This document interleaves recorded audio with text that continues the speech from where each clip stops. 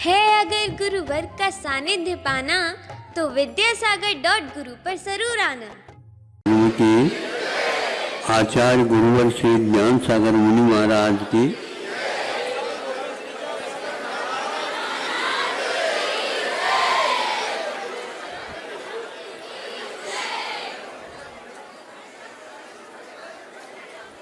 एक तरफ मोह होता है और एक तरफ कर्तव्य होता है।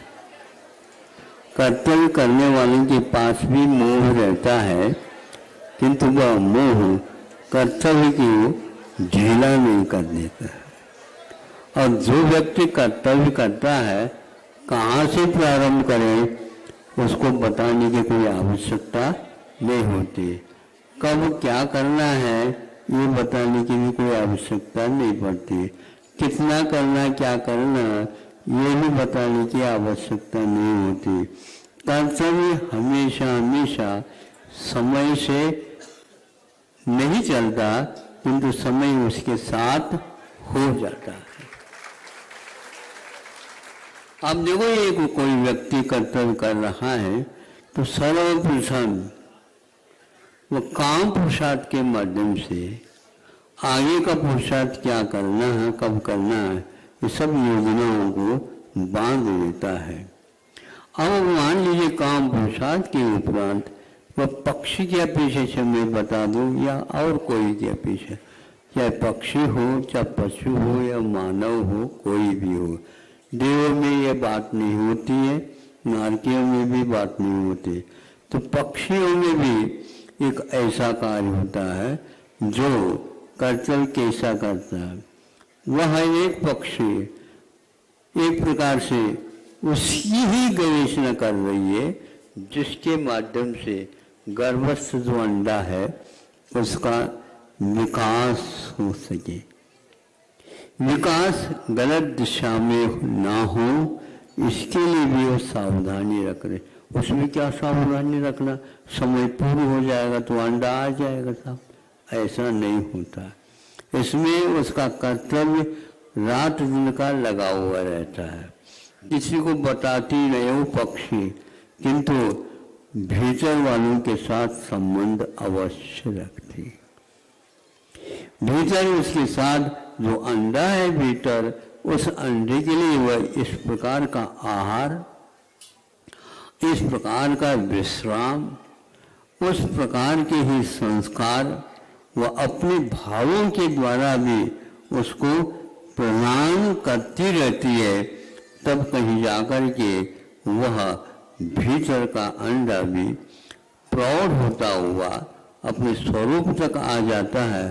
तो समय पर अकाल में भी नहीं, अति काल का उल्लंघन करके भी नहीं, स्वस्थ संतान का उत्पादन हो जाता है।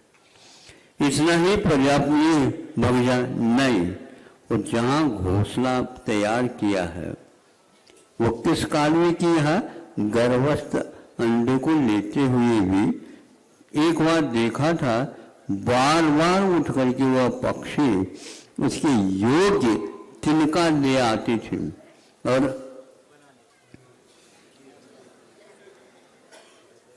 इंजीनियर फेल है, इंजीनियर की बात, आर्किटेक्ट फलाना, उसको पूछो। और आज तक ऐसा नियंत्रित और सुरक्षित संरक्षित और भीतर रहने वालों के लिए कूलर का भी काम कर रहा है और ऊष्मा के लिए विशेष गर्भालय भी निर्माण किया है। कभी देखा आप लोगों ने, बातें करते हो?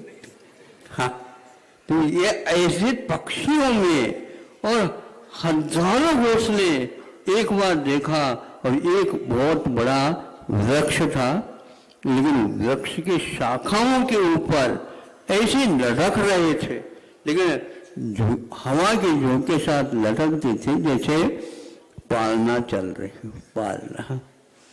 भीतर रहने वाला सुरक्षित रहता था। और वह जब प्रसूति हो जाती है, गर्भ में से अंडा आ जाता, तो अंडे को वह विशेष रूप से सावधानी के साथ पालन पोषण ऊष्मा दे करके करते। और वह जब अंदर से बाहर आ गया तो वह बाहर नहीं जा सकता अभी। वह आकर के कहाँ पर, उसके घोंसले के चौखट पर आकर के, चौखट की भी रचना होती है, आपको नहीं दिखती है चश्मा लगाने के बाद, वह सब कुछ होता है चौखट के, वहाँ पर देहरी के ऊपर वह बाहर देखता रहता है। अब पूर्णायु का यही सिद्धांत होता है, नहीं समझे? इस प्रकार वह अपनी आयु को पूर्ण करते हुए, विकासोन्मुखी होते हुए, उसके समय समय पर दाना पानी आदि देता रहता। पक्षी कर्तव्य का निर्वाह करता है, कितनी मात्रा में चाहिए, कितनी चाहिए, किस क्वालिटी का, किसकी गुणवत्ता का देना, वह किसी भी प्रकार से उसमें अपथ्य का सेवन और पथ्य का भी अति रूप से सेवन नहीं करता, क्योंकि भीतर गर्भस्थ जो है उसका ख्याल, उसकी चिकित्सा, उसका विकास का क्रम सारा का सारा उसके दिमाग में रहता। आप लोगों के पास भी दिमाग है और उनके पास भी दिमाग है, कितनी छोटे छोटे उनके दिमाग होते हैं, लेकिन वह आपसे भी बढ़ करके काम करते। कभी भी किसी के पास जाकर के हमारे लिए घोंसला बना करके दे दो, सरकार के सामने जाकर के हाथ फैलाया हो, नहीं, अपने दोनों पंखों के बल पर कोसों यात्रा प्रतिदिन करते हुए शाम को दस्तखत करने के लिए आ जाते हैं,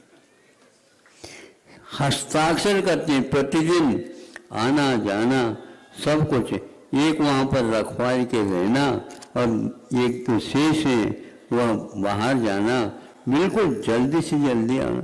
इधर प्रसूति से पूर्व में वह इस ढंग से बिल्कुल वातानुकूल, जिसको आप बोलते हो एयर कंडीशन, कंडीशन किसी का नहीं, कर्तव्य का कंडीशन है। निबंध जो होता है, वह अनुबंध जो होता है, वह अपने भावों के लिए होता है, स्खलित न हो या द्वा न हो, इसलिए उसको रखा जाता है।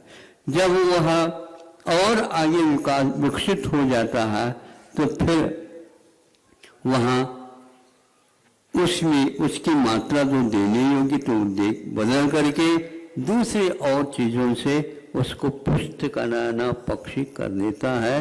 पता तो नहीं कि हम ये खिला रहे हैं, वो खिला रहे हैं, वो बेटा बेटा खाता रहता है, फिर भी वह बोलता रहता है, देर बहुत लगा रहे हो, बहुत देर लगा रहे हो, बहुत देर लगा रहे हो। हाँ, अब देर से ही घास खाएंगे तो वह एक प्रकार से पचेगा, इसलिए देर करना आवश्यक है। इसको पहले पचाओ, तो पचा करके जब पंखों में इसमें बल आ जाता है तो अब तुम पंख वाले कहलाओगे, नहीं समझे?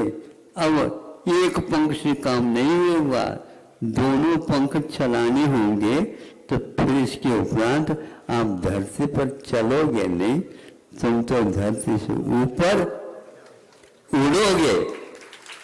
आसमान में उड़ना पंख वालों के लिए वरद हस्त यूं कहना चाहिए, आजीवन वह बना रहता है।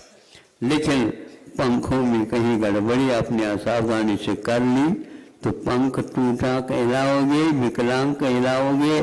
एक पैर से, एक पंख से आप चल नहीं पाओगे, इसलिए ज़्यादा उड़ना भी ठीक नहीं है, ज़्यादा चलना भी ठीक नहीं है। उतना ही चलना, उतना ही उड़ना जो भीतर किसी भी अंग में क्षतिग्रस्त ना हो। इस प्रकार उसको करके फिर स्वयं माता पिता वो पक्षी के, तो उस पक्षी जो होनहार बना है उसको धीरे से खिसका देते नीचे। अब क्या करेगा? खिसका देते। प्लेन जब चलता है, उड़ता है, पहले उड़ता नहीं, पहले चलता है, उसको भगाया जाता है, नहीं समझे? 2-3 किलोमीटर यूं परिक्रमा लगाया जाता है, लगाते लगाते लगाते लगाते यहाँ तो बिल्कुल धरती से चिपक कर ही चलता है, उस समय 3 पहिया रहते, नहीं समझे। अब वहाँ ड्राइविंग करने वाले क्या करता है, 3 पहिया में से 1 पहिया समय यूँ उठा लेता है, यूँ उठते ही यहाँ पर आगे खड्डा है और जल्दी जल्दी उड़ाओ, पूरी पेट्रोल छोड़ो। तो बहुत सावधानी के साथ वह यूँ उठ जाता है। उसी प्रकार वह पक्षी भी अपने दोनों पंखों को यूँ करके देता है, अपने आगे उड़ने लग जाता है। तो फिर इस दृश्य को देख करके माता पिता समझते अब हमारा कर्तव्य हो गया, इसको पंख आ गए, सब कुछ चालू हो गया। यथावत यह गर्भावस्था में भी, इसीलिए जे अपने मनुष्य में यह नाभि राज होते हैं। नाभि यानी नाभि एक शरीर का केंद्र, जीवन का केंद्र है। उसके भीतर जो वायर टाइप लगा रहता है, उसके माध्यम से ऊपर माँ यहाँ पर भोजन करती है, वो भीतर पहुँच जाती।